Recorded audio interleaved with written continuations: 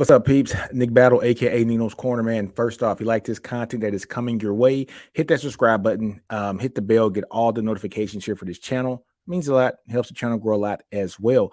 And folks, if you're listening to this on the podcast platform, whether it is Stitcher, Breaker, Apple Podcasts, Google Play, the whole nine, go like, subscribe, comment, share. It helps the channel grow a lot. But today, folks, we are going to talk about um, a Horns Corner section of the Ninos Corner podcast, the game recap for Texas at Kansas.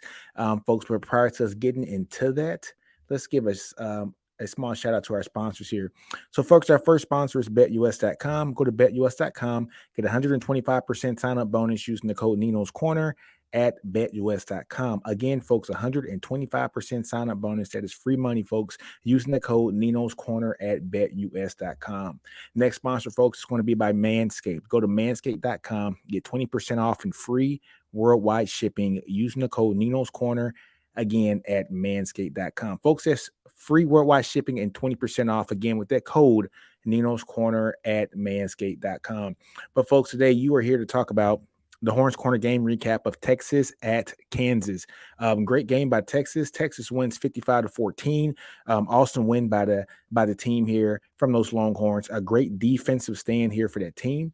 And folks, we're going to get straight into it and go straight into the metrics here. So I'm going to share my screen here, and we are going to basically go over the stats from my Ninos Corner Sports tab. So, folks, if you're seeing this right here, you are looking exactly what I'm looking at here. We're going to go here to the post-game analysis at Texas at Kansas, folks, and we're going to use the Ninos Corner number and scroll through the sheet here, folks. And using the Ninos Corner number, let's take a look at the metrics here. Texas at Kansas. So if I scroll in here and look, the Ninos Corner number basically, folks, tracks the effectiveness and the efficiency of an offense or defense, for Texas and its opposing, opponents, opponent. So looking at the defensive side of the ball, the average NCN score for defense and offense is around 45 points. Texas had a 52.9 NCN defense compared to Kansas 20.8. So we thoroughly dominated them, just from defensive side of the ball from each team. And on the offensive side of the ball, Texas had an 80.2 NCN offense. Kansas was actually slightly above average, but I think a lot of that was due to the chunk yardage, that they got there at the end, getting those two touchdowns there in the third and the fourth quarter to kind of boost our numbers up. So it boosted up to a 51.2. But if you saw the game, we saw that we kind of thoroughly dominated them. So just going and looking at the Texas offense, so the Texas offense, like I said, folks, a total of 80.19.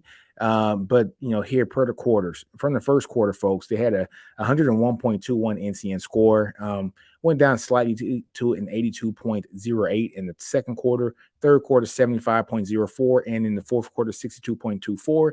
However, overall with an 80.19. If you see those numbers there on the side there, on the left hand side next to the axis, what that is telling you is the explosive play rates, folks. So once you look at this on a per quarter basis and for the totality of the game, the XP rate is the amount of yards that this team has gotten through explosive plays. And explosive plays are rushing plays that are 15 yards or more, or passing plays that are 20 yards or more. So for the first quarter, 15% of the total plays, in yardage came from explosive plays. And then down the line, 13.04% for the second quarter, almost 11% there for the third, around 6% for the fourth. It kind of went to just straight running the ball, and we'll talk about that later with Jonathan Brooks and just the game he had.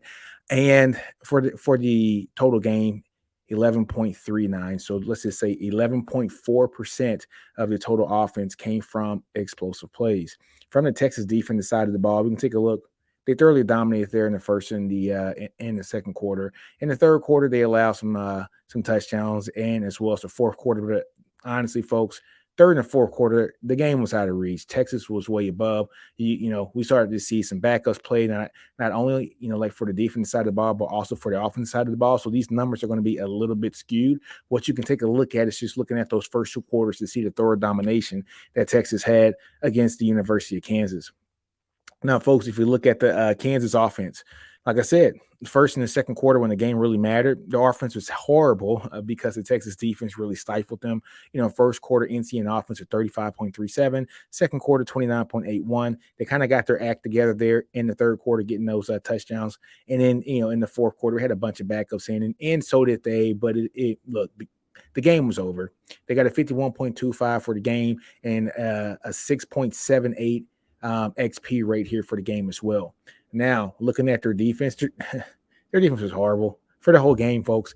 But I think this was something that was understood. Texas understands that Kansas gives up a lot of yards and like a lot of plays as well. So this is not a shock to see them give up a lot of yards and plays. What was a shock was to see how little offense that this team was able to actually generate. Was it that Daniels had some rust on him? I don't know, but he played. So it was what it was. Texas took care of business 55-14 at Kansas. Now, folks, here's one of my favorite parts, folks, explosive play metrics. And I love to talk about the XP metrics. So looking at Texas's XP yards here, 47.68% of their total yardage came from explosive plays, meaning passes that were 20 yards or more, and rushes that were 15 yards or more. So 257 total yards came from explosive plays. A lot of that was from Bijan Robinson. He had 243 yards on 25 carries, 4 touchdowns. So a lot of a lot of explosive plays. Rojo also had a run that was 20 plus yards as well. And then Jonathan Brooks having that long 71-yard run there, folks, I think in the third quarter. So you're seeing exactly that Texas every down, first, second, and third down, it got more and more and more when it came to the explosive play yards, meaning that Texas was getting just enough on first downs, right, folks, just to kind of get by. But then look, second down, Bijan gets the ball, he busted open for another 15 yards. So and then third down, we just kind of killed them, but I'll go over those third down metrics as well. So looking at the Kansas offense, they had the majority of their explosive play yards came on second down. But they only had 143 XP yards, and that was around 41% of their total offense. Now, here it is per the quarter, folks. Texas was really consistent when it came to their explosive plays. Like I said, the 47.68 for the entire game. But once you break it up, for the per quarter metric there, you're looking at Texas having roughly 62 yards there in the first quarter, 76 in the second quarter, 49 in the third quarter, 70 in the fourth quarter. So, folks, they had it spread out pretty evenly just across the board there. So they were explosive often. And it was just pretty consistent throughout the game. Now, if you go down to Kansas and just see what they kind of ramped up, so you can see in the first 2 quarters when Texas was lighting up on defense, having their starters in, doing their thing, very little explosive play yards from Kansas in each quarter. First quarter, 15 yards, second quarter, 31 yards. And then in the third and fourth quarter, folks, they had a lot more in the fifth quarter. So 55 total yards. That's because guess what? Texas had their backups in. So was what it was, folks. Now here is the explosive plays per down, not the yardage. So out of 34 plays on first down, 5.8% of those for Texas were explosive plays. On second down, they had only 27 plays on second down, but almost 15% of those plays were explosive plays. And 21% of the third down, 21% of those 14 plays on third down were explosive plays, and 0% there for fourth down. Kansas, just kind of similar as well, folks. On first down, around 4.17%, 13.64 on second down, third down, 0, and fourth down, 0. So they got a lot of their explosive plays there on first and second downs. Now, folks, if you look at the explosive plays per quarter, you can take a look at there as well. 3 in the first quarter for Texas, 3 in the second quarter, 2 in the third quarter, and that 1 in the fourth quarter. I think that was Jonathan Brooks' 70-yard run that he had for a total of 9 explosive plays for the game, which is truly outstanding. You're getting 9 plays or more, of 15 yards or more. Your offense is cooking, especially when you had a heavy dose of the run game here, for Texas. And then for Kansas, folks, they were 4 plays that were explosive in nature, 1 per quarter, nothing really to look at there. But folks, the third down metrics, Texas, third and shorts, they had 3. They were successful on No. They were successful. They had 4, and they were successful on 3 of those, right? So, no, 3 out of how many plays is that? Not 3 out of 9. 3 out of 6 is 50. So about 3 out of 5 plays, which is 60. So 3 out of 4 is 75%, which is kind of weird. I got to take a look at this, folks. But they had 3 plays total. I'm sorry, folks. 3 plays total. 2 out of those 3 plays were successful. So 0% of the first quarter third and short plays was successful. They only had 2 third and shorts, which is 3 yards or more in the fourth quarter. And on those third and shorts in the fourth quarter, they got both of those plays correct. So 2 out of 3 plays that were third and short, meaning 3 yards or less, Texas was successful. Now for the opponent here, they had 5 plays that were third and short, and only 20 of those were successful. And it was the one that was in the fourth quarter on third and short that was successful. Texas had a lot of tackles for loss against Kansas on those third and shorts, and also on those fourth and shorts as well. Texas defense played lights out. Now, third and long, folks, they had 8 third and longs, Texas did. And on those third and longs, Texas was successful 25% of the time, meaning 2 out of those 8 times that they had third and longs, which are plays that are 7 yards or more, Texas was successful, folks. Okay, so they got those 2, one in the second quarter, and one in the third quarter. Okay, and so that gives you the 2 out of the 8 plays. And then for the opponent there for Kansas, all right. For Kansas, third and longs, they had 4 plays that were third and longs that were 37 or more. They were successful on one in the first quarter, one in the second quarter. So going down to the QB metrics. So, folks, I look at the SPR rate. So that's the successful play rate. The average, folks, you want in that 45 to 50% range, mainly in that 50% range. So Quinn, when you take a look at his total plays per down and his SPR per down, his total SPR, folks, was 39.13. Really not that great this game. But he managed the game well, just handed it over to Bijan Musterson, man, and let us do his thing. But he had 23 passing attempts or passing plays, not just passing attempts, even plays that he got sacked on. I count those as passing attempts because they weren't running attempts, right? I know that the NCAA, counts those as actual running attempts. I don't for my metric. I like to count those as passing plays because that's what they are. Yeah, so he had an SP rate at 39.13, and he was pretty consistent across the board at about 40% throughout the game on first, second, and third down. Not the most efficient game from Quinn. He did have a drop, from Worthy there. It was a nice long pass to Worthy. He dropped it, had both hands in the ball, but he's got to catch that one. But not a very successful game when it comes to being efficient and effective. But he didn't need to be because he had Bijan running all over the place, Jonathan Brooks running, doing his thing as well, and also Rojo. Now, if we take a look at Daniels and the other quarterbacks that played, so I grouped all the quarterbacks there. They had 30 plays that were passing plays, and they were successful around 46% of the time. And the majority of those were on second downs. So second down, they were highly successful at 81.82%. Now, folks, if I look at the SP rate for the entire game, we already said 46.67 for the Kansas quarterbacks. For Quinn, 39.13. Once you look at the SPR passing, 38.1 for Quinn, 42.86 for Daniels. And then the SPR run, Daniels 100%, SPR running. Quinn was at 50%. So there you have it. And then looking at it per down, we kind of already went over that as well. So there we go. In a nutshell, folks, those are all the metrics. Let's take a look at some of the players, man. We already talked about Quinn. Let's talk about just the running backs. And first of all, let's go to the player of the game, Bijan Robinson, folks. I have Bijan. If I'm going to go look down at the stats here for Kansas, 128.32 NCN score, which is high. The highest that he's had throughout the whole season. Not much in the passing game, minus 3.59. That's because he had an attempt. But that was a pass to him. Didn't catch the ball, but it wasn't really his fault. But it still kind of goes into the metric. But we don't have Bijan doing his thing for passing this game. It's all for rushing.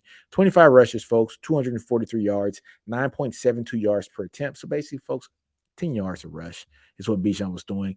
I got 14 first downs on those 25 plays, so 56% first down per attempt rate for touchdowns, folks. So 16% TD per attempt rate. And the 5 is explosive plays. So 5 explosive plays out of those 25 touches. So a 20% rate there, and 19 successful plays, folks. So when you look at a successful play, it is getting the necessary yardage to get the first down, but getting it in certain dosages, right? So in the first down, you got to get at least half the yardage on first down. Second down, 70% of the yardage needed for a first down on second down, and then third down and fourth down, you need all the yards. So Bijan was meeting those criteria 19 out of the 25 plays for a 76% successful play rate, which is the highest that Bijan has had all season. 76%. So awesome. So that's Bijan, folks. Bijan balled out, had a hell of a game.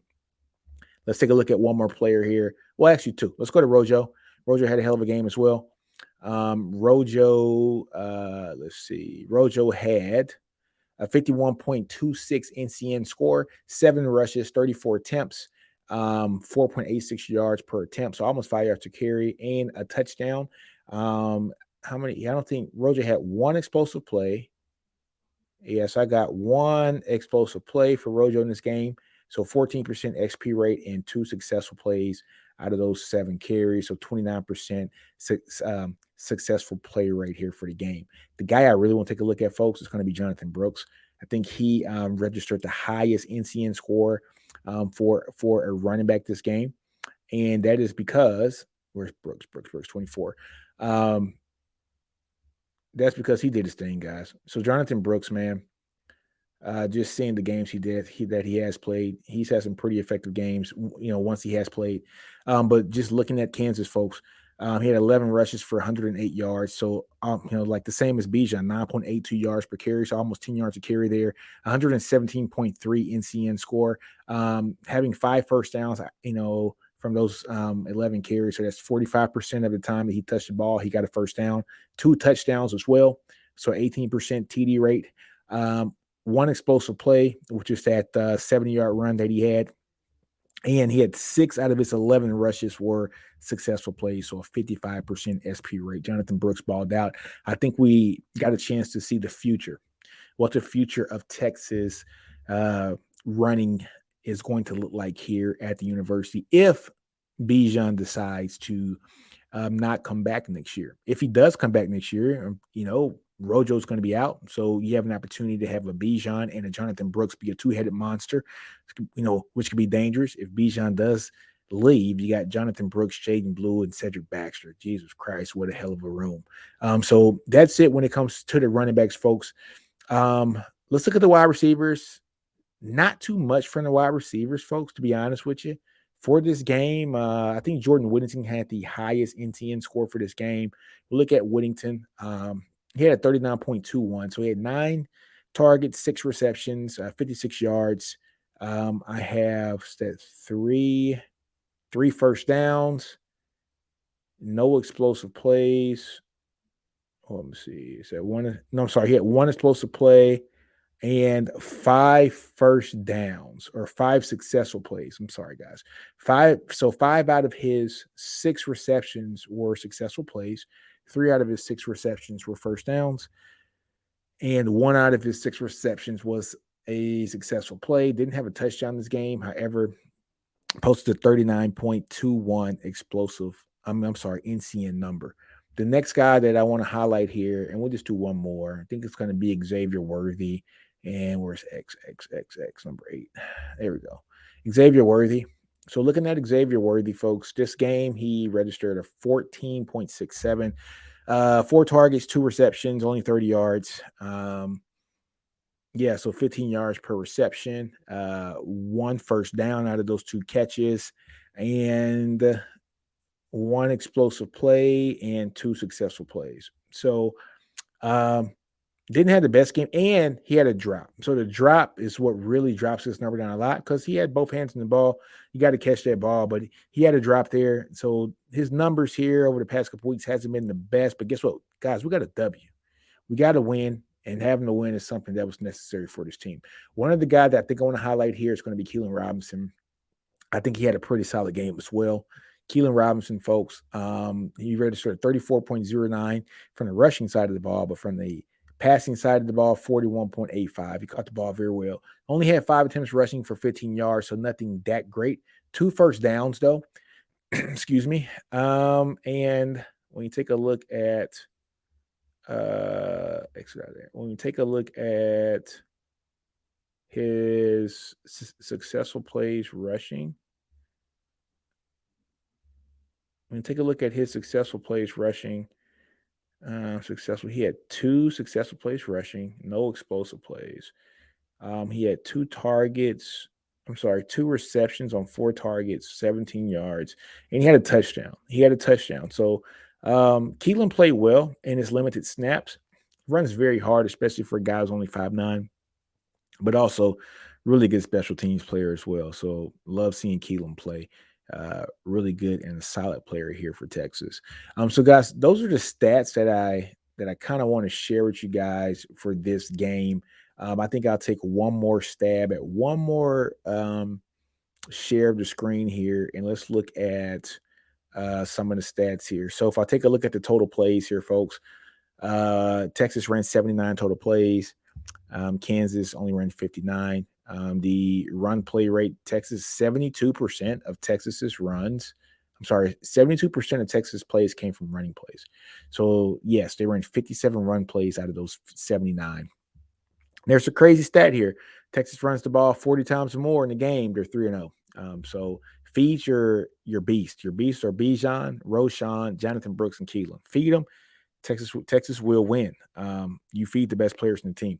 Now, if we take a look at the total success of plays here, they had 79 total plays. They had an SP rate of 50.63. 56% of their run plays were successful. Only 36% of their passing plays, which they had 22 passing plays, were successful in nature. Compared to their opponent, your opponent only had 8 successful running plays. They only had 12 successful passing plays. They had 20 successful plays total. Texas had 40. So we dwarfed them in successful plays total. See right there. Explosive plays, we had 9. They had 4. We dwarfed them on that as well. 11.39 XPR rate compared to their 6.78. Now, one thing that you guys always come to the channel and we talk about the formations here. So when I talk about the formations and what Texas ran, I won't get into Kansas because they didn't do anything that was earth shattering. But when you look at what Texas ran today, Texas ran a lot, 29 plays and 11 personnel guys, meaning 1 running back and 1 tight end.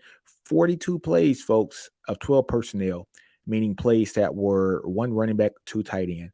And out of those 42 12 personnel packages, 14 of those plays were jumbo packages. And if you take a look at the jumbo package here, folks, 14 plays were jumbo, 11 running, 3 passing. 8 of the successful plays that came out of the jumbo package were running plays. So all 8 successful plays out of that jumbo package came from running plays. So they had 100%. They had 73% successful play rate in the running game. So, folks, when I talk about the jumbo package, that's when Texas brings in Andre Carrick as their second tight end. So they usually have Sanders, so JT Sanders paired with Andre Carrick, who is an offensive lineman, as the second tight end wearing number 92. And they ran the ball very effectively out of this formation in the last game. But they've flipped it around also, and he passed very well out of this formation against like Alabama for instance as well. So Sark uses that as kind of like his feather in his cap. I'm still waiting on him to let Andre Carrick go out for a pass and catch a ball. I'm still waiting for it. Sark, make it happen, baby. All right. But the most used formation, like I said, was the 12 personnel package. And if you take a look at 12 personnel, Texas was successful 48% of the time in that formation, 53% in the running game. They were effective in 25% in the passing game. Now, if you look at in the running game with 11 personnel, I think they were the most successful in 11 personnel from the running game with at least 20 plays. total. So in the running game, they were successful 63% of the time, and 11 personnel. In the passing game, 40% of the time. Which I think for the season, I think they've used 11 the majority of the time, but I could be wrong. We'll do a season recap over that as well. But yeah, that was Texas's game plan in a nutshell. Texas didn't do anything that was brand new and earth shattering. They pretty much just ran the ball down Kansas' throat. They gave them a heavy dose of Bijan, a heavy dose of Jonathan Brooks, and a heavy dose of Roshan when he was available. So folks, I'm excited, just for the win. Texas gets their second road win in a row. First one on the road at Kansas State. Second one on the road here at Kansas. And Texas is sitting at 8-4 right now with one more game left to go against Baylor at home. For senior night. Can Texas close this out and go 8-4 for the season? I hope so. It'd be great for these kids to get an 8-4 season, maybe couple it with a bowl win. I don't want to hop in front of this, but let's just hope that they do great things. But on that, folks, man, hey, thanks for tuning in. I know I didn't get a chance to record last week at a business trip. I actually went to the TCU game last week, and met up with everybody. Nash Talks Texas, just a really good friend of mine. Me and him met up at the game as well. So Jonzo, from Locked On Longhorns, met up with him as well. Met up with Texas Fancy Boots, not Texas, Texas Fancy Boots. Shout out to Texas Fancy Boots. Mike Harge also, Rocky, and a bunch of all the players' parents. So Hayden Connor's dad's awesome dude. Met up with him as well. Again, it's the second or third game that we all met up, and I got a chance to meet Mama Fink. So Dr. Finkley, is good meeting her and her husband as well. So yeah, man, on that note, folks, hey, don't be afraid to fail. Outgrow your environment, understand your brilliance. And on that note, folks, NinosCorner, I'm out. Hook 'em. Horns always up. Hook 'em.